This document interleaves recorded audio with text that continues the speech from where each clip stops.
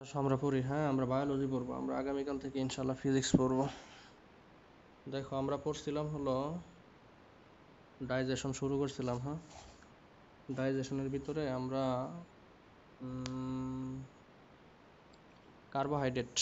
কার্বোহাইড্রেটটা শুধুমাত্র আমরা দেখছিলাম কয়েকটা জায়গায়, তার ভিতরে ইন্টেস্টাইনে কিন্তু আমরা দেখি নাই, শেষ করতে পারি নাই কার্বোহাইড্রেটটা, অমনি কিন্তু শেষ হয়ে গেছিলো। আমাদের নেট চলে গেছিলো, এই জন্য আমরা দেখতে পারি নাই। দেখো আজকে আমরা ডাইজেশনটা শেষ করবো, ডাইজেশন তিনটাই শেষ করব, কার্বোহাইড্রেট, প্রোটিন আর হলো লিপিড। তিনটা ডাইজেশনই আমরা আজকে শেষ করে দিব। দেখো তাহলে আমরা যেটা পড়বো সেটা হলো ডাইজেশন।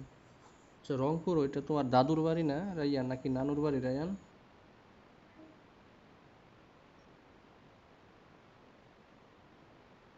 নানুর বাড়ি। তোমার মামা মামা কয়জন? কয়জন? ও, কি করে?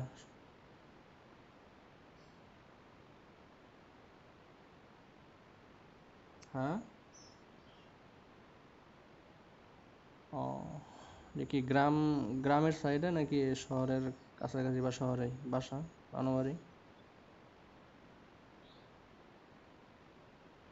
ও, নানু নানি কি বেঁচে আছে নাকি?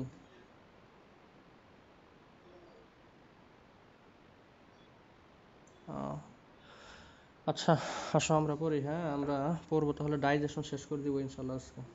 ডাইজেশন, আমাদের তিনটা ডাইজেশনই আমরা শেষ করে দিব। দেখো তার আগে আমরা গত ক্লাসে বলছিলাম, একটু রিপিট করি, আমি মুখে মুখে রিপিট করি যাতে একটু তোলা যায়, যে আমরা তিন ধরনের খাদ্য, কমপ্লেক্স, কার্বোহাইড্রেট, প্রোটিন আর হলো লিপিড। এদের সিম্পল ফর্ম ছিল আমাদের গ্লুকোজ, কার্বোহাইড্রেটের ছিল গ্লুকোজ, গ্যালাক্টোজ আর হলো ফ্রুক্টোজ। তারপরে প্রোটিন যেটা, এটা ছিল অ্যামিনো অ্যাসিড আর হইতেছে ডাইপেপটাইড। অ্যামিনো অ্যাসিড, একটা অ্যামিনো অ্যাসিডের সাথে আরেকটা অ্যামিনো অ্যাসিড যেই বন্ডের মাধ্যমে যুক্ত থাকে সেটাকে আমরা বলি পেপটাইড বন্ড। একটা গ্লুকোজ আরেকটা গ্লুকোজের সাথে যেই বন্ডের মাধ্যমে যুক্ত থাকে সেটা হলো গ্লাইকোসাইডিক বন্ড। তোমাদের নাই, তারপরেও যেহেতু শব্দগুলো আসতেছে, যে পেপটাইড, ডাইপেপটাইড, টাইপেপটাইড, এগুলো মানে কি হয়তো মনের ভিতর প্রশ্ন থাকতে পারে, এই জন্য একটু বলতেছি। যেহেতু আজকে প্রোটিন ডাইজেশন করবো এই জন্য এগুলো একটু বলা।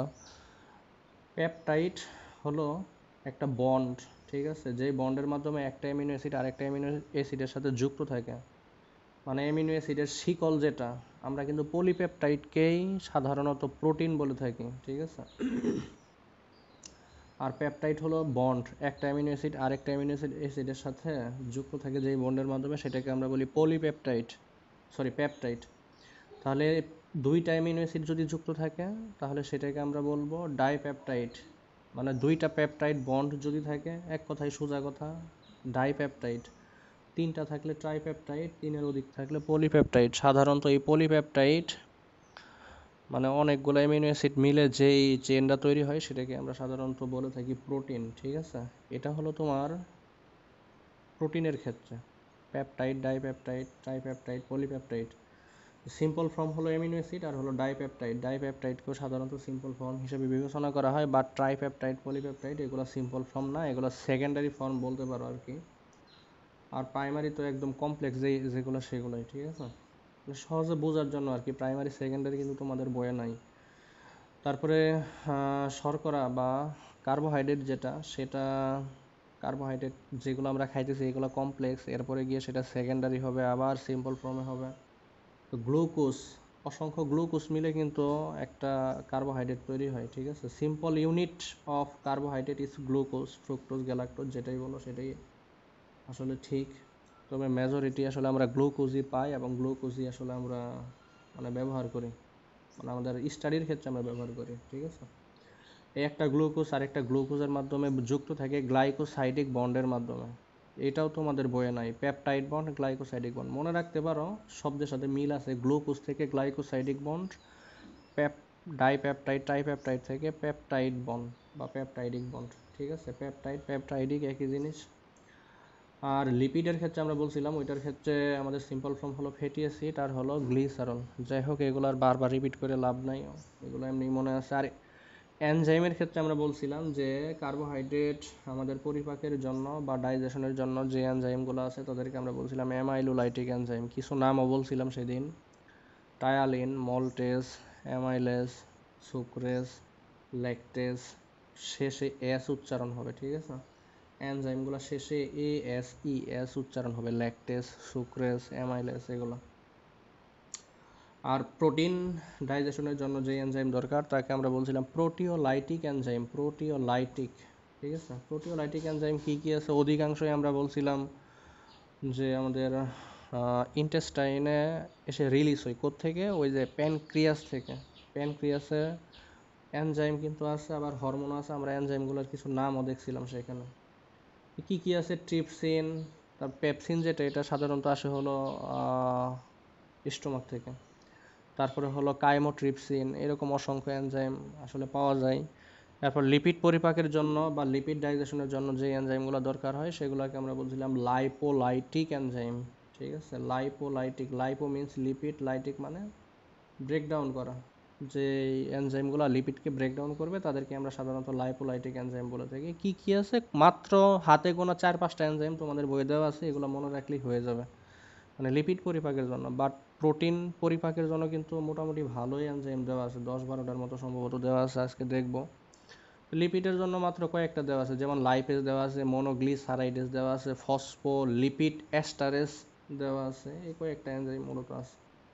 আর লিপিড ডাইজেশন সাধারণত একটা জটিল প্রক্রিয়া, তোমাদের বইয়ে শুধুমাত্র একটা জায়গায় দেখাইছে, সেটা হলো ইন্টেস্টাইন। আমরা দেখব যতটুকু দেওয়া আছে আমরা দেখব।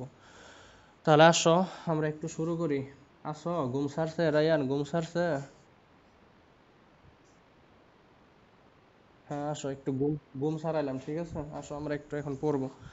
তাহলে আমি গত ক্লাসে কার্বোহাইড্রেট যেই পরিপাক বা ডাইজেশন আছে সেটা সম্ভবত আমি স্টোমাক পর্যন্ত বলছিলাম, আমার যতটুকু মনে আছে। তাহলে ইন্টেস্টাইন বলা হয় নাই। আমরা বলছিলাম যে আমাদের যেই ডাইজেশনটা আছে সেটা মেজরলি আমরা 3টা জায়গায় দেখব। আসো আমি একটু কার্বোহাইড্রেটটা একটু রিপিট করি জাস্ট, যেহেতু সামান্যই বলছিলাম আমরা, তাহলে আজকে আমরা একটু 3টাকেই পড়বো। হ্যাঁ, কার্বোহাইড্রেট। তাহলে এ নাম্বার হলো মাউথ। দেখো আমি এটা সেদিন বলছিলাম, মাউথের ভিতরে এই যে এইভাবেই লিখবা, সেদিন আমি স্ক্রিনে লিখছিলাম তো হয়তো তেমনটা বুঝছো কিনা জানি না, আজকে একটু দেখো। তাহলে মাউথের ভিতরে তুমি কার্বোহাইড্রেট খাইলা, প্রথমে কার্বোহাইড্রেট যেটা এটা খাইলা। মুখের ভিতরে যে লালা গ্রন্থি আছে, স্যালাইভারি গ্ল্যান্ড আছে, কয়টা জানি স্যালাইভারি গ্ল্যান্ড মনে আছে? মনে থাকলে একটু বলো।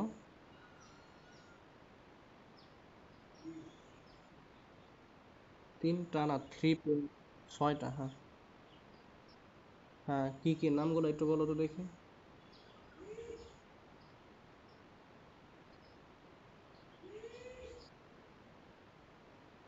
ম্যান্ডিবল না, সাব ম্যান্ডিবল।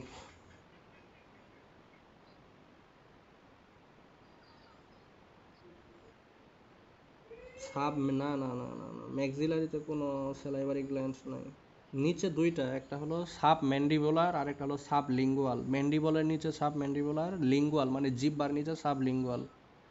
আরেকটা আছে দুই কানের পাশে, নাম কি জানি ওইটা?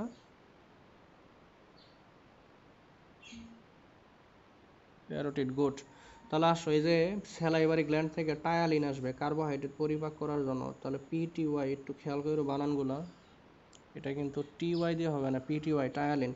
তাহলে এটা তোমার সামান্য পরিমাণ ভাঙবে, ভেঙে মল্টোস তৈরি করবে, ঠিক আছে? আমরা এনজাইমগুলোর নাম বলছিলাম, একটু খেয়াল করো।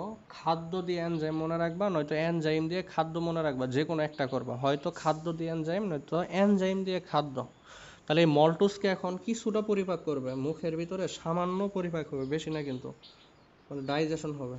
ওকে, মল্টোস একে পরিপাক করবে কি এটা অবশ্য জানো, কয়েকটা এনজাইম ছাড়া, বিশেষ করে প্রোটিনের কয়েকটা এনজাইম ছাড়া সবগুলো এনজাইম তুমি খাদ্য দিয়ে মনে রাখতে পারবা, যেমন lactose, lactase, sucrose, sucrase, elastin, ইলাস্টেজ, এগুলো আসবে, সামনে আসবে। তাহলে মল্টোসকে ভাঙবে হলো মল্টেস, ভেঙে তৈরি করবে হলো গ্লুকোজ। ওকে, এটা সামান্য পরিমাণে কিন্তু হবে, হ্যাঁ, খুবই রেয়ার ঘটনা ঘটবে এটা মুখের ভিতরে এটা। ওকে, তাহলে মাউথের ঘটনা শেষ। আসো আমরা একটু এটা তাড়াতাড়ি পড়বো যেহেতু এটা সেদিন দেখছিলাম। এরপরে আসো স্টোমাক। দেখো স্টোমাকের ভিতরে আমাদের কোনো ধরনের কার্বোহাইড্রেট পরিপাক হবে না, জাস্ট এখানে এসে রিজার্ভ থাকবে অথবা স্টোর থাকবে কিছু সময়ের জন্য। কারণ কি? কারণ হলো এখানে আমাদের কোনো ধরনের অ্যামাইলোলাইটিক এনজাইম নাই, তাহলে এখানে আমরা এক কথাই বলে দিব দেয়ার ইজ নো ডাইজেশন। তাহলে নো ডাইজেশন, কোনো ধরনের ডাইজেশন বা পরিপাক হবে না। No digestion here due to absence. Absence. শোনো, তোমাদের বইয়ে কীভাবে দেওয়া আছে এটা একটু বলি, হ্যাঁ? আমি যেভাবে লিখতেছি একটু এই ধারাবাহিকতাটাই মনে রেখো কাইন্ডলি, তাহলে দেখবো অনেক সহজ হয়ে গেছে, যেহেতু এটা রিটেনে আসে জানতেই কিন্তু হবে এটা। তোমাদের বইয়ে দেখবা মাউথের ভিতরেই একবারে দেওয়া আছে প্রোটিন, তারপরে লিপিড, তারপরে হলো তোমার কার্বোহাইড্রেট, স্টোমাকের ভিতরে একবারে 3টা দেওয়া, ইন্টেস্টাইনের ভিতরে একবার 3টা দেওয়া। এইভাবে মনে রাখতে গেলে দেখবো অনেক ঝামেলা হয়ে যায়, আমি আসলে দেখছি বিষয়টা। তো একদম ডিরেক্টলি একটা সিঙ্গেল করে মনে রাখবা, কার্বোহাইড্রেট মুখের ভিতরে কি হয়, স্টোমাকে কি হয়, ইন্টেস্টাইনে কি হয়, এইভাবে মনে রাখলে দেখবো অনেক মানে ভালো মনে থাকতেছে। তাহলে due to absence of amylolytic enzyme, হ্যাঁ, অ্যামাইলোলাইটিক এনজাইম। ওকে, তাহলে যেহেতু আমাদের স্টোমাকের ভিতরে কোনো অ্যামাইলোলাইটিক এনজাইম থাকে না, এই জন্য এখানে আমাদের কোনো ধরনের মানে কার্বোহাইড্রেট জাতীয় কোনো খাদ্য ডাইজেশন এখানে হবে না। শুধু এখানে কি থাকবে, রিজার্ভ থাকবে, ফুড রিজার্ভ থাকবে এখানে।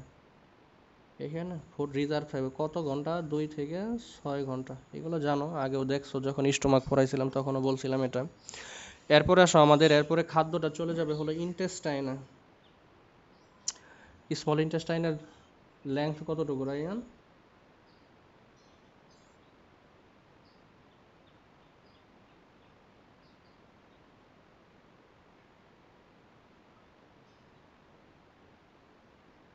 6 থেকে 7 মিটার, হ্যাঁ। আর যদি ফিটে বলো তাহলে 21 থেকে 22 ফিট। ওকে, দেখো তাহলে মাউথ গেল, স্টোমাক গেল, এরপরে যেটা আছে মাঝখানে সমস্যা হয়েছে ওই যে স্ক্রিনে পড়ায়, এমনি ছোট স্ক্রিন ছিল, মনোযোগ ছিল না, খাতায় পড়াইলে একটু একটু মনোযোগ আসে। দেখো ইন্টেস্টাইন, তাহলে আমাদের ফাইনাল খাদ্য কিন্তু এখানেই মূলত আমাদের শেষ হয়ে যাবে। তো আমরা intestine, large intestine, small intestine এইভাবে ভাগ করে আসলে কার্বোহাইড্রেট আর প্রোটিনের ক্ষেত্রে না পড়লেও চলবে, বাট লিপিডের ক্ষেত্রে একটু আমরা দেখবো স্মল ইন্টেস্টাইন, লার্জ ইন্টেস্টাইন, ওইটা আমরা ওইখানে দেখবো। তাহলে ইন্টেস্টাইনের ভিতরে কি হবে দেখো, এখানে খাদ্যগুলো একটু মনে রাখবে, হ্যাঁ। তাহলে আমাদের খাদ্য কি কি আছে আগে এটা একটু মনে রাখতে হবে। কার্বোহাইড্রেট জাতীয় খাদ্য কিছু আগে চিনো, হ্যাঁ। দেখো তাহলে জটিল কার্বোহাইড্রেট তো এটা জানোই, কিন্তু সেকেন্ডারি কিছু খাদ্য আছে। সেকেন্ডারি খাদ্য কি কি আছে? স্টার্চ আছে, স্টার্চ, STARCH, স্টার্চ, গ্লাইকোজেন, তারপরে হলো তোমার মল্টেজ, এগুলা কিন্তু সেকেন্ডারি, হ্যাঁ। তারপরে হলো সেকেন্ডারি বলতে এগুলা মানে অল্পতেই তোমার পরিপাক হয়ে যাইতে পারবে, তুমি সেকেন্ডারি খাইতেও পারো, ডিরেক্ট খাইতে পারো, যেমন গ্লুকোজ যেমন ডিরেক্ট কিন্তু খাওয়া যায়, হ্যাঁ। গ্লুকোজ কিন্তু বাজারে পাওয়া যায়, এরকমভাবে এই যে সেকেন্ডারি যেগুলো আছে এগুলো পাবা। তাহলে স্টার্চ, গ্লাইকোজেন, মল্টেজ, তারপরে হলো তোমার আইসোমল্টেজ, আইসোমল্টেজ এগুলো কিন্তু কার্বোহাইড্রেট জাতীয় খাদ্য। তারপর হলো তোমার সুক্রেস, সরি আইসোমল্টোস, মল্টোস, আইসোমল্টোস, তারপরে হলো তোমার সুক্রোস, তারপরে হলো ল্যাকটোস। ওকে, এই হলো আমাদের কার্বোহাইড্রেট জাতীয় খাদ্য। তাহলে এগুলা কিন্তু আমাদের কোথায় গিয়ে ফাইনাল কী হবে, ডাইজেশন হবে, একদম ফাইনাল ডাইজেশন হবে কিন্তু গিয়ে হইতেছে ইন্টেস্টাইনে। তাহলে এই জিনিস কয়েকটা খাদ্যের নাম মনে রাখতে হবে, আর কিছুই না। Glycogen, starch, glycogen, maltose, isomaltose, sucrose, lactose, এই 4-5টা মনে রাখলে দেখবা একদম হয়ে গেছে। তাহলে আসো আমরা দেখি, আমরা ইন্টেস্টাইনে দেখি। আমরা প্রথমে 1 নম্বরে দেখবো স্টার্চ এবং গ্লাইকোজেন, এরা খুব কাছাকাছি জাতীয় খাদ্য, এরা একই এনজাইম দ্বারা পরিপাক হয়, ঠিক আছে। কয়েকটা এনজাইম ব্যতিক্রম ধর্মী মনে রাখবা, আর বাকিগুলা এনজাইম দিয়ে খাদ্য মনে রাখতে পারবা, এটাই সবচেয়ে বেটার হবে। তাহলে প্রথমে আমরা দেখবো স্টার্চ, গ্লাইকোজেন, ঠিক আছে। তাহলে এর উপরে যে এনজাইমটা কাজ করবে সেটা হলো আমাদের সবচেয়ে পরিচিত যে এনজাইম, মানে আমরা যেই এনজাইম দিয়ে খাদ্যকে মনে রাখি, অ্যামাইলোলাইটিক এনজাইম। তাহলে এখানে কাজ করবে হলো অ্যামাইলেজ। ওকে, তাহলে অ্যামাইলেজ এর উপরে কাজ করে তৈরি করবে হলো তোমার মল্টোস। তাহলে এর উপরে কাজ করে তৈরি করবে হলো মল্টোস। দেখো মল্টোস কিন্তু এই কার্বোহাইড্রেট থেকেও পাইছিল, এরাও কিন্তু এক ধরনের কার্বোহাইড্রেট, বাট এরা সাধারণত মুখের ভিতরে তেমন একটা চেঞ্জ হয় না। কি কি খাদ্য হতে পারে চিন্তা করো, স্টার্চ সবচেয়ে একটা কমন খাদ্য যদি বলো, রুটি, রুটি, এই যে আমরা পরোটা রুটি খাই না, এগুলো কিন্তু স্টার্চ জাতীয় কার্বোহাইড্রেট, এর one kind of carbohydrate, but এগুলোকে তুমি ডেফিনেটলি স্টার্চ মানে ক্লাসিফাই করতে পারো আর কি। চিনিও তো কার্বোহাইড্রেট, তাই না? তাহলে সেটাকে আমরা সুক্রোজ বলতেছি। দুধও কিন্তু কার্বোহাইড্রেট, সেটাকে আমরা ল্যাকটোজ বলতেছি। এইরকম এই যে স্টার্চ, গ্লাইকোজেন, এরকমও কিন্তু এক ধরনের খাদ্য। সবচেয়ে বেটার এক্সাম্পল হলো তোমার স্টার্চের এই যে রুটি জাতীয় খাদ্য। এই রুটি কিন্তু সাধারণত মুখের ভিতরে কিছুই হয় না, সামান্য লালা দিয়ে অমনি কিন্তু পেটে চলে যায়, ইন্টেস্টাইনে গিয়ে কিন্তু এই যে ফাইনাল এই যে এইগুলাতে কনভার্ট হয়। তাহলে এই হলো মল্টোস। তাহলে স্টার্চ গেল, গ্লাইকোজেন গেল। এখন আসলে এই মল্টোসকে আমরা ভাঙবো, তাই না? এই দেখো, এর উপরেও আমরা কিন্তু মাউথের ভিতরে এটা ভাঙছিলাম। তাহলে মল্টোসকে কে ভাঙবে? মল্টোসকে ভাঙবে হলো মল্টেস। তাহলে এটাকে আমরা এখানে শেষ করে দিই, দেখো। তাহলে মল্টোস, একে ভাঙবে হলো মল্টেস। ওকে, তাহলে মল্টেস তৈরি করবে কি? গ্লুকোজ তৈরি করবে। হ্যাঁ, গ্লুকোজ তৈরি করবে। এই হলো মূল কথা। এরপরে আসো, আমরা যেটা লিখছিলাম এখানে দেখো, মল্টোজ শেষ, স্টার্চ শেষ, গ্লাইকোজেন শেষ। তাহলে আছে কি? আইসোমল্টোজ আছে। তাহলে আইসোমল্টোজের উপরে কে কাজ করবে? আইসোমল্টোজের উপর কাজ করবে হলো তোমার আমাদের আইসোমল্টেজ এনজাইম। একটা জিনিস মনে রাখো, ইন্টেস্টাইনে যাওয়ার পর কিন্তু এগুলোর ফাইনাল যেহেতু মানে হইতেছে তোমার ডাইজেশন হইতেছে, তাহলে এদের সাথে কিন্তু কিছু ফ্লুইড বা পানি জাতীয় কিছু কিন্তু মিশবে এগুলো, ঠিক আছে? এগুলো একটু খেয়াল রাখতে হবে। মানে ইন্টেস্টাইনে যাওয়ার পর মূলত আমাদের কিছু ওয়াটার একদম ফাইনাল, যেহেতু এখানে ডাইজেশন হয়ে যাচ্ছে, এই জন্য এখানে কিন্তু ফ্লুইডের সাথে কিন্তু মিশবে। কীরকম একটু দেখো, এরপরের এক্সাম্পলগুলো আমি লিখতেছি। তাহলে 3 নাম্বার হলো আইসোমল্টোস। আইসোমল্টোস তোমাদের বইয়ে দেখবা যে এনজাইম কোথ থেকে আসছে সেটাও কিন্তু দেওয়া আছে। হ্যাঁ, মনে রাখতে পারো। সবচেয়ে বেটার হলো প্যানক্রিয়াসের এনজাইমগুলো একটু মুখস্থ করে নিলেই ভালো মনে থাকবে। তাহলে আইসোমল্টোস যেটা, এর সাথে আমাদের কিছু ফ্লুইড মিশবে, মানে পানি মিশবে, ঠিক আছে? তাহলে এখানে কাজ করবে হলো আইসোমল্টেস। তাহলে আইসোমল্টেস এখানে কি কি তৈরি হবে? এখানে তৈরি হবে তোমার মল্টোস তৈরি হবে, সরি, হ্যাঁ মল্টোস তৈরি হবে আর গ্লুকোজ তৈরি হবে। তাহলে মল্টোস প্লাস গ্লুকোজ তৈরি হবে। ওকে, এই কয়েকটা জিনিস একটু মনে রাখবা। মূলত ওই মল্টোসটা আবার ভাঙবে, ওইটা তো আর দেখানো দরকার নাই, আমরা পিছনে কিন্তু মল্টোসটা দেখে আসছি। আমাদের মূলত দরকার হইতেছে গ্লুকোজ। এরপরে আসো, মল্টোস কিন্তু আবার ভাঙবে, ওইটা আর রিপিট করার কিন্তু দরকার নাই। ওই কিন্তু আবার ভাঙবে, মল্টোস ভাঙে আবার গ্লুকোজ তৈরি করবে, ঠিক আছে? তো ওইটা আমাদের আর দরকার নাই। এখন আসো, আমাদের যেটা লাগবে সেটা হলো সুক্রোজ। দেখো, আমরা কয়েকটা মাত্র 4-5টা করে জানবো, ঠিক আছে? তাহলে সুক্রোজ জাতীয় খাদ্যের উপরে আমাদের কাজ করবে হলো, সুক্রোজ জাতীয় খাদ্যের সাথে আমাদের কাজ করবে হলো সুক্রেস এনজাইম। সুক্রোজ কয় কার্বন বিশিষ্ট এটা? এই সুক্রোজ কিন্তু চিনি কয় কার্বন বিশিষ্ট, রায়ান মনে আছে? চিনি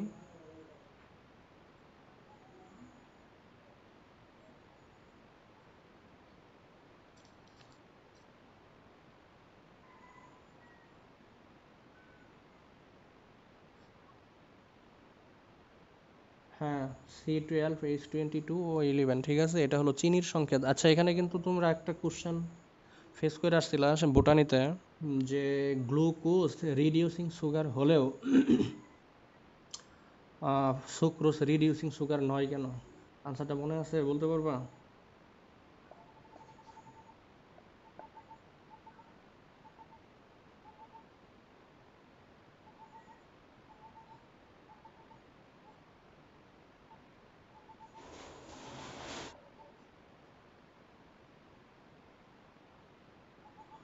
হ্যাঁ, ওইটা একটা বিষয়। আরেকটা বিষয় হলো তোমার যেটা বলছো সেটা ঠিক আছে। আরেকটা বিষয় হলো সাথে তোমার গ্লুকোজ এবং ফ্রুক্টোজ দুইটাই কিন্তু সেম, C6H12O6। গ্লুকোজও যা, ফ্রুক্টোজও তাই। একটা পার্থক্য হলো শুধু একটা অ্যালডিহাইড আর একটা কিটোন, এইটুকুই পার্থক্য। বাট আমাদের সুক্রোজ তৈরি হওয়ার জন্য দুইটা লাগে, একটা গ্লুকোজ, 1 মোল গ্লুকোজ, আর 1 মোল ফ্রুক্টোজ লাগে। এই দুইটা যখন একসাথে যুক্ত হয় তখন 1 মোল ওয়াটার রিলিজ হয়ে যায়। এই 1 মোল ওয়াটার রিলিজ হওয়ার কারণেই এই সুক্রোজের ভিতরে আর তোমার এই রিডিউসিং প্রপার্টিটা থাকে না, ঠিক আছে? এই জন্য চিনিকে পুরলে দেখবা, মানে প্র্যাকটিক্যালি এটা পরীক্ষা করে দেখতে পারো। আমরা গ্রামে থাকি তো অনেকগুলো দেখছি কিন্তু এগুলো। চিনিকে পুড়লে দেখবা কয়লা হয়ে গেছে, এ আসলে পুড়বে না সহজে, ঠিক আছে? চিনিকে তুমি যদি আগুনে ছেড়ে দাও না, একদম কয়লা হয়ে গেছে, কয়লা, কালো হয়ে যাবে, ব্ল্যাক হয়ে যাবে, চারকোলের মতো। তাহলে এই সুক্রোজকে তুমি যদি ভাঙো, বুঝতেই আছো, তাহলে ওই যে ওইটাই তৈরি হবে, মানে উল্টা ঘটনা ঘটবে। গ্লুকোজ আর ফ্রুক্টোজ মিলে তুমি যেমন কি পাইতা, সুক্রোজ পাইতা আর 1 মোল পানি পাইতা, তাহলে এখানে উল্টা ঘটনা ঘটবে। সুক্রোজের সাথে তুমি পানি মিশাইতেছো, তাহলে এখন গ্লুকোজ আর ফ্রুক্টোজ তৈরি হবে, তাই না? তাহলে গ্লুকোজ প্লাস এখানে কিন্তু ফ্রুক্টোজ তৈরি হবে, আমাদের ফ্রুক্টোজটা এখানে তৈরি হবে। এই জিনিসগুলো একটু মনে রাখো। তাহলে এনজাইম দিয়ে খাদ্য অথবা খাদ্য দিয়ে এনজাইম, যে কোনো একটা কিছু মনে রাখলেই কিন্তু হয়ে যাবে। এরপরে আসো লাস্টে যেটা আছে সেটা হলো ল্যাকটোজ। এটা আমাদের সাধারণত দুধে পাওয়া যায়, ল্যাকটিক অ্যাসিড, ঠিক আছে। তাহলে পানি, তাহলে ল্যাকটোজ গুঁড়া দুধে যে ল্যাকটোজের নামে বাজারে পাওয়া যায়, হ্যাঁ, যে সকল শব্দের শেষে দেখবা জেন লেখা আছে, জেন, জিইএন, আজকে আমি দেখাবো কয়েকটা আছে। এই যে প্রোটিন ডাইজেশন করলেই দেখবা যে জেন শব্দ আসতেছে কয়েকটা।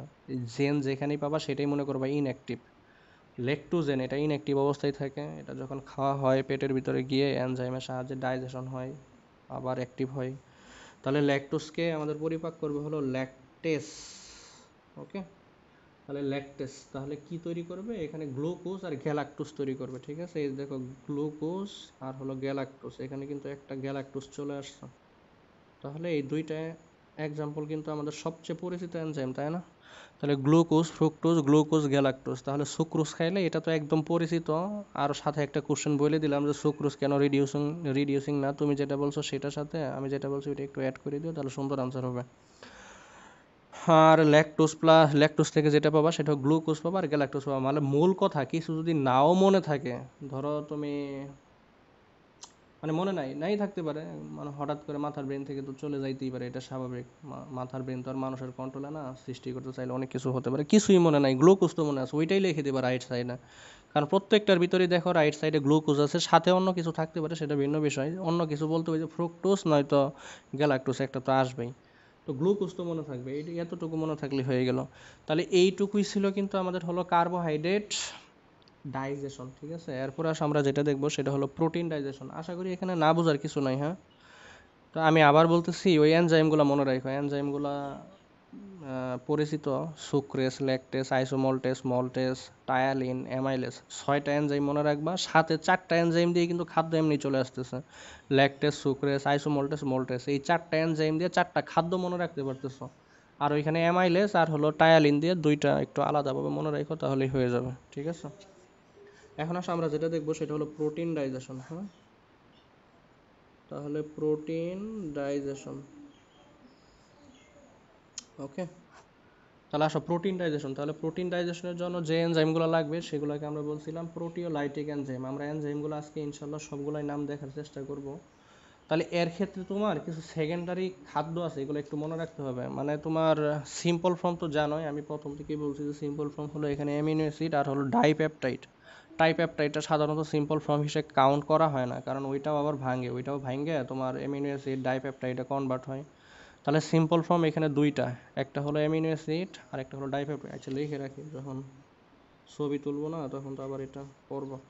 তাহলে সিম্পল ফর্ম হলো দুইটা, সিম্পল ফর্ম মেইনলি আমাদের আসবে হলো অ্যামিনো অ্যাসিড, অ্যামিনো অ্যাসিড, ওকে। তার মানে অ্যামাইন গ্রুপ থাকবে, NH2 থাকবে, এটা হলো 1 নম্বর। আর 2 নম্বর হলো ডাইপেপটাইড, পেপটাইড। মনে রাখার জন্য এই যে সেকেন্ডারি ফুডগুলো একটু মনে রাখতে পারো। সেকেন্ডারি মানে হইতেছে এদেরকে তুমি ডিরেক্ট খাইতেও পারো, অথবা জটিল প্রোটিনটা ভেঙে মধ্যবর্তী একটা অবস্থা যেটা আসবে সেটাকে আমরা সেকেন্ডারি প্রোটিন বলতে। সেকেন্ডারি কি কি খাইতে পারো সেগুলো আমি আস্তে আস্তে দেখে দিচ্ছি, আসো। তাহলে সেকেন্ডারি কি কি আছে একটু খেয়াল করো। সেকেন্ডারি আছে তোমার ক্যাসিন, প্যারাক্যাসিন, জিলাটিন। তুমি যেটা খাচ্ছ এটা কিন্তু সেকেন্ডারি হতে পারে, আবার জটিলও হতে পারে। যেমন জটিল কি, সিম্পল একটা জিনিস খেয়াল করো, তুমি মাছ মাংস খাইতেছো, এটা কমপ্লেক্স কিন্তু একদম, ঠিক আছে। আবার বিভিন্ন তুমি জেল খাইতেছো, জেল যেমন জিলেটিন, ইলাস্টিন, বিভিন্ন ফাইবার খাইতেছো, ফাইবার কিন্তু আবার কার্বোহাইড্রেটও হতে পারে, সেটা ভিন্ন বিষয়। তো এইগুলা কিন্তু সেকেন্ডারি, মানে অর্ধ পরিপাক করাই থাকে এগুলো আসলে, ঠিক আছে। অর্ধ পরিপাক করাই থাকে এগুলো। সেকেন্ডারি হলো তোমার পরিপাকের কাছাকাছি, মানে সহজেই পরিপাক হয়ে যাবে এরকম কিছু। দেখো এরকম কিছু সেকেন্ডারি ফুড কী কী আছে আমি লিখি যাতে মনে থাকে, হ্যাঁ। ক্যাসিন, ক্যাসিন এটার বানানটা সম্ভবত এরকম, আই এম নট শিওর, একটু দেখে নিও। তারপর হলো প্যারাক্যাসিন, হ্যাঁ, প্যারাক্যাসিন, এগুলো কিন্তু প্রোটিন জাতীয় খাদ্য। তাহলে প্যারাক্যাসিন, ওকে। তারপর হলো তোমার জিল্যাটিন, জিল্যাটিন এখানেও তুমি ওই এনজাইম দিয়ে খাদ্য মনে রাখতে পারবা, তবে দু একটা ব্যতিক্রম আছে ওই যে কার্বোহাইড্রেটের মতোই। তাহলে জিল্যাটিন, ওকে। এগুলো হলো মধ্যবর্তী, এছাড়া আরও কয়েকটা আছে আমি একটু লিখতেছি, একটু খেয়াল করো। তাহলে এগুলো হলো আমাদের এক্সট্রা কিছু। আর কমন কিছু আছে যেগুলো এনজাইম দিয়ে মনে রাখতে পারবা, যেমন তোমার টাইপেপটাইড, প্রোটিওস পেপটন, আচ্ছা এগুলো একটু দেখাই, হ্যাঁ প্রোটিওস পেপটন, ওকে এগুলো কিন্তু সেকেন্ডারি। তারপরে তোমার আছে আর হলো পলিপেপটাইড, তারপরে ট্রাইপেপটাইড, ডাইপেপটাইড তো সিম্পল ফর্ম আমি বলছি। এরপরে হলো তোমার কোলাজেন, ঠিক আছে কোলাজেন।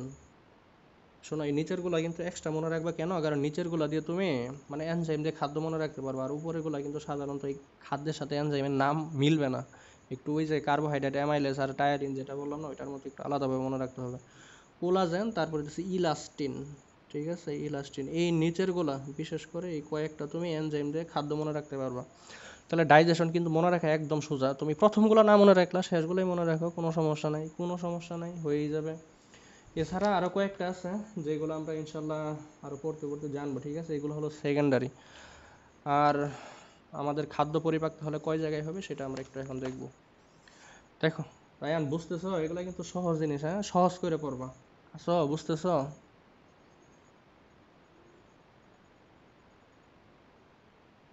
হ্যাঁ তাহলে আসো আমরা একটু খাদ্যগুলো দেখবো, হ্যাঁ খাদ্য পরিপাকগুলো দেখবো। কয়েকটা জিনিস একটু সিম্পলি মনে রাখবা, যেমন আমরা কার্বোহাইড্রেটের ক্ষেত্রে দেখলাম যে পরিপাক হইলো না কোথায়, স্টোমাকে, তাহলে এই প্রোটিনের ক্ষেত্রেও কিছু একটা ঘটবে, লিপিডের ক্ষেত্রেও ঘটবে। তাহলে ব্যতিক্রম যেগুলো এগুলো একটু মনে রাখবা। তাহলে আমরা একটু নাম্বার মাউথ, তাহলে মাউথের ভিতরে এর কোনো ধরনের ডাইজেশন হবে না, no digestion in the mouth due to absence of proteolytic enzyme. যেহেতু আমাদের কোনো প্রোটিওলাইটিক এনজাইম মুখের ভিতরে থাকে না, এই জন্য এখানে কোনো ধরনের আসলে পরিপাক হবে না। কি পরিপাক হবে না? প্রোটিনের পরিপাক হবে না, কোনো ধরনের পরিপাক, মানে আই মিন যেহেতু প্রোটিন শুরু করছি তাহলে প্রোটিনের এখানে কোনো ডাইজেশন হবে না, বাকিগুলো ডাইজেশন মানে কিছুটা হবে, ওই যে আমরা কার্বোহাইড্রেট যেটা দেখলাম।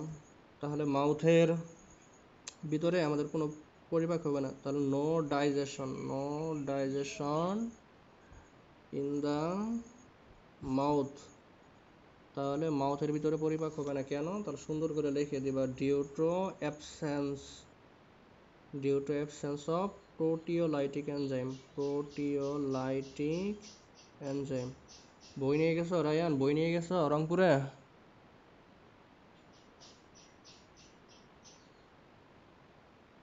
কি কি বই নিয়ে গেছো?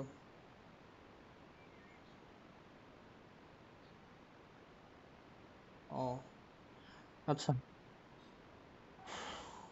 একটু দেখো 2-1 ঘন্টা যাই সময় পাও একটু দেখো, আর বাকি যেহেতু ক্লাস এখন না, এত চাপ নেওয়ার দরকার নেই আপাতত। তাহলে কোনো ধরনের ডাইজেশন হবে না, এটা তো আমরা কনফার্ম হলাম। কেন হবে না? কারণ এখানে কোনো প্রোটিওলাইটিক এনজাইম নেই। এরপরে আসো 2 নাম্বার আমরা যেটা দেখবো সেটা হলো স্টোমাক, ওকে। তাহলে স্টোমাকের বিষয়টা একটু খেয়াল করো। স্টোমাকের ভিতরে তুমি যেই প্রোটিনটা খাইলা, এটা কিন্তু সামান্য শুধু ওই যে দাঁত দিয়ে মেকানিক্যাল কিছু ডাইজেশন মুখের ভিতরে হবে, মানে দাঁত দিয়ে কাটাকাটি করলা আমিষ জাতীয় যেই খাদ্যগুলো যেমন মাছ মাংস এগুলো একটু কাটাকাটি করে জাস্ট, কিছুই হবে না, মডিফাই হবে, মানে মেকানিক্যাল কিছু ডাইজেশন হয়ে এটা ডিরেক্ট চলে যাবে ইসোফেগাস হয়ে স্টোমাকের ভিতরে, হ্যাঁ। স্টোমাকের ভিতরে যাওয়ার পর এখানে আমাদের বিভিন্ন ঘটনা ঘটবে, একটু খেয়াল করো। আমি বলছিলাম 4টা সেল বলছিলাম আমাদের স্টোমাকের ভিতরে, তার ভিতরে আমরা বলছিলাম একটা সেল থেকে হাইড্রোক্লোরিক অ্যাসিড আছে, আরেকটা সেল থেকে পেপসিনোজেন আসে। মনে আছে কোন সেল থেকে হাইড্রোক্লোরিক অ্যাসিড আসে? মনে আছে রায়ান?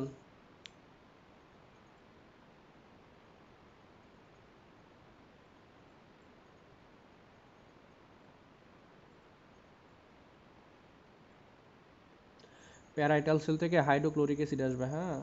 আর জাইমোজেনিক সেল থেকে আমাদের পেপসিনোজেন আসবে, ওকে। একটু আগে আমি বলতেছিলাম যে যে সকল শব্দের শেষে তোমার জেন থাকবে, জেন, তাহলে সে সকল এনজাইম, হোক সেটা এনজাইম বা অন্য যে কোনো কিছু, তাহলে তারাই কিন্তু ইনঅ্যাক্টিভ অবস্থায় থাকে। তাহলে এই স্টোমাকের ভিতরেই কিন্তু আমাদের পেপসিনোজেন রিলিজ হয়। তাহলে এখানে একটা জিনিস প্রথমে মনে রাখতে হবে যে পেপসিনোজেন যেটা আছে সেটা প্রথমে, আমি কিন্তু এনজাইম দেখাচ্ছি এটা, হ্যাঁ। পেপসিনোজেন যেটা আছে সেটা প্রথমে পেপসিনে কনভার্ট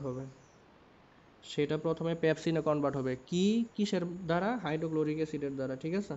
এই যে এটাই সেদিন আসলে বলতে চাইছিলাম, বাট সময়ের কারণে লিঙ্ক কাইটে গেছিলো, কিন্তু দেখো একটু খেয়াল করো। হাইড্রোক্লোরিক অ্যাসিডটা আসবে হলো তোমার প্যারাইটাল সেল থেকে, প্যারাইটাল সেল, ওকে। আর পেপসিনোজেন যেটা সেটা আসবে হলো তোমার জাইমোজেনিক সেল অথবা চিফ সেল থেকে। এই দুইটা সেল থেকে দুইটা জিনিস আসতেছে, তাহলে এই বেটা আসতেছে এক জায়গা থেকে, মানে স্টোমাকের ভিতরে কিন্তু এটা, আর এই ব্যাট আসতেছে আরেক জায়গা থেকে। তাহলে এই পেপসিনোজেন যেটা, এটা কিন্তু ইনঅ্যাক্টিভ, মানে নিষ্ক্রিয় অবস্থায় থাকে। আর পেপসিন যেটা, দেখো পেপসিনোজেন থেকে পেপসিন, এটা হলো অ্যাক্টিভে কনভার্ট হয়েছে।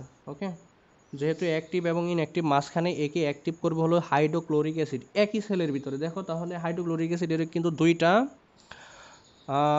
মানে দিক আছে, একটা হলো ভালো দিক আর একটা হলো খারাপ দিক। তাহলে ভালো দিক কি? ভালো দিক হলো সে তোমার পেপসিনোজেনকে পেপসিনে কনভার্ট করছে। যে পেপসিন কি করবে? পেপসিন হলো একটা প্রোটিওলাইটিক এনজাইম, এই প্রোটিনকে ডাইজেশন করবে, একটু পরেই আমরা দেখব। তাহলে এই পেপসিনটা প্রোটিনকে ডাইজেস্ট করবে, এটা হলো হাইড্রোক্লোরিক অ্যাসিডের একটা ভালো দিক। আর খারাপ দিক হলো তোমার যদি হাইড্রোক্লোরিক অ্যাসিড কোনো কারণে বেশি হয়ে যায় তাহলে কিন্তু আমাদের gastric PUD peptic ulcer disease এটা হতে পারে। তাহলে এটার কিন্তু ভালো দিক খারাপ দিক দুইটাই আছে। হ্যাঁ, এখন যদি কোনো কারণে কারো তোমার এই হাইড্রোক্লোরিক অ্যাসিড একদম বন্ধই হয়ে গেছে, উৎপন্নই হয় না, তাহলে সেটা কিন্তু আমরা বলবো অ্যাক্লোরোহাইড্রিয়া। তাহলে কিন্তু তখন আমাদের খাদ্য পরিপাকে অনেক সমস্যা হবে, ডাইজেশনে অনেক কিন্তু সমস্যা হবে। একদমই হাইড্রোক্লোরিক অ্যাসিড নাই, একদমই নাই, তাহলে সেই কন্ডিশনটা হচ্ছে অ্যাক্লোরোহাইড্রিয়া। অ্যাক্লোরোহাইড্রিয়া, ঠিক আছে? চাইলে মনে রাখতে পারো, মানে জানার জন্য আর কি, কিছুই না।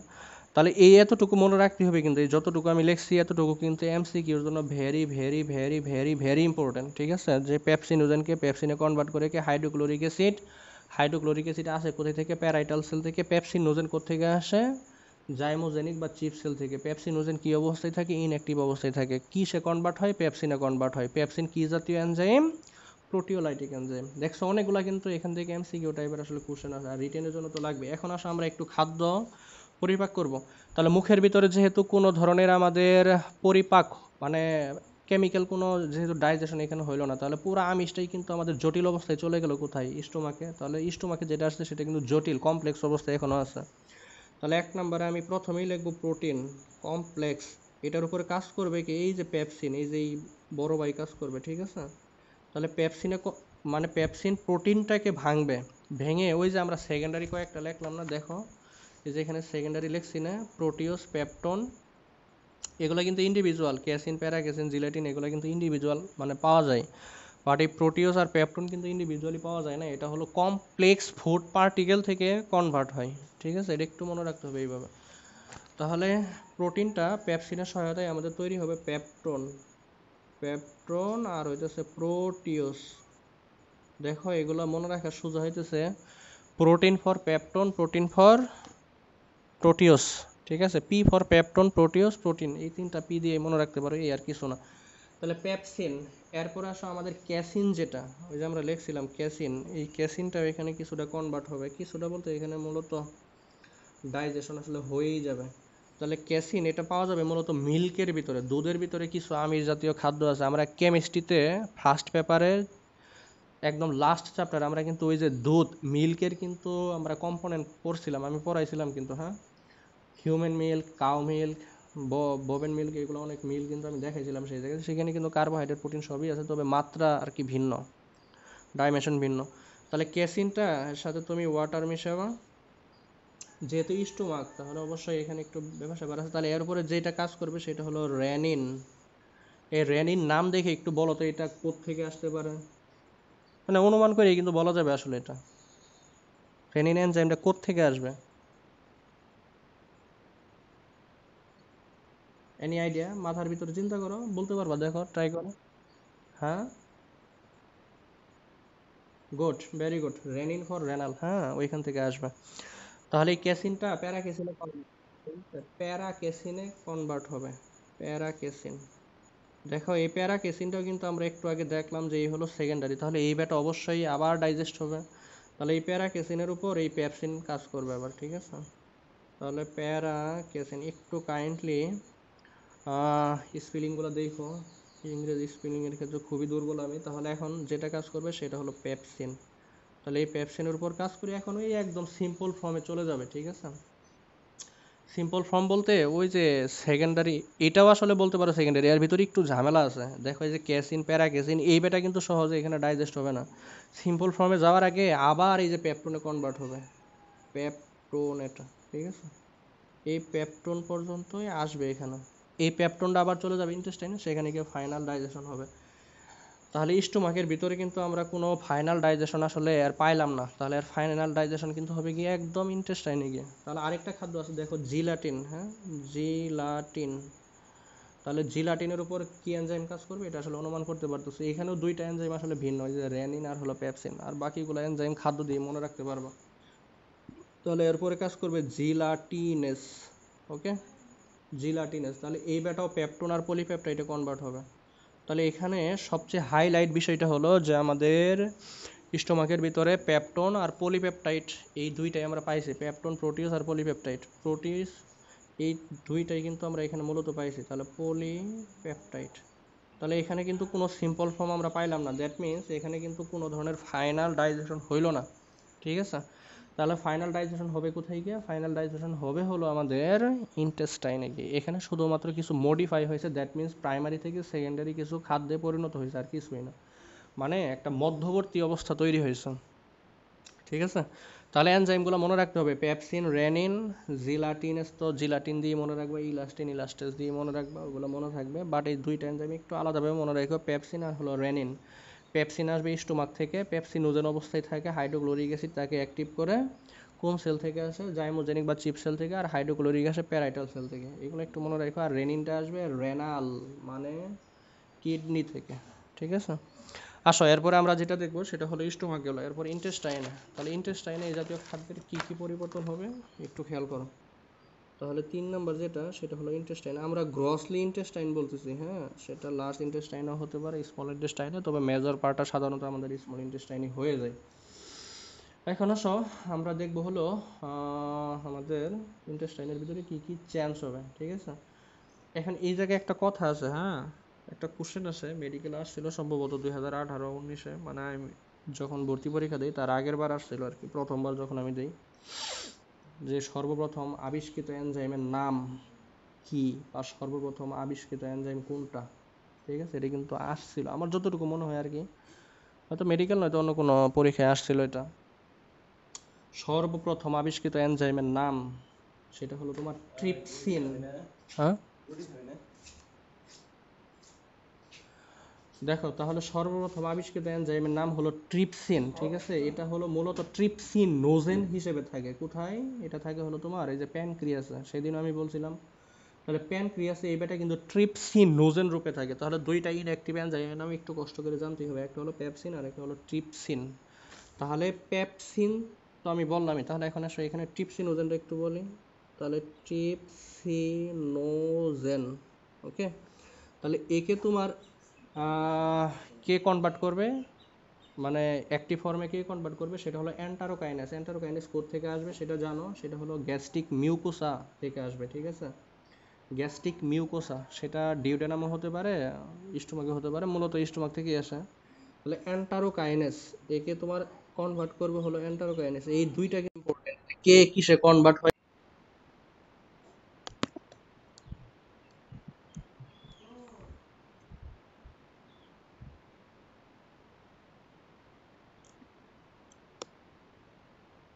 হ্যাঁ রায়ান, শুনতেছো?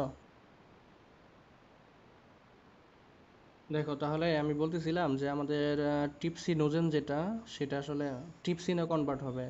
তাহলে ট্রিপসিনটা আসে থেকে প্যানক্রিয়াস থেকে। ঠিক আছে, তাহলে ট্রিপসিনোজেন হিসেবে আসে, তাহলে এই বেটা আসবে ট্রিপসিনোজেন হিসেবে ইন্টেস্টাইনে আসার পর। এই এন্টারোকাইনেজ এক ধরনের ইন্টেস্টিনাল ফ্লুইড, এটা আসে মূলত গ্যাস্ট্রিক মিউকোসা থেকে। ওই যে 4টা সেল পড়ছিলাম না, ওইখানে একটু দেখো আবার, ওই মিউকোসা সেল থেকে এন্টারোকাইনেসটা আসবে, আসার পর এই ট্রিপসিনোজেনকে ট্রিপসিনে কনভার্ট করবে। ঠিক আছে, এবং এই ট্রিপসিনটাই হলো সর্বপ্রথম আবিষ্কৃত এনজাইম। ওকে, আচ্ছা, পৃথিবীর ভিতরে সবচেয়ে ব্যবহৃত এনজাইমের নাম কি জানো? বোটানিতে ছিল, চ্যাপ্টার 9 প্ল্যান্ট ফিজিওলজিতে ছিল, মনে আছে?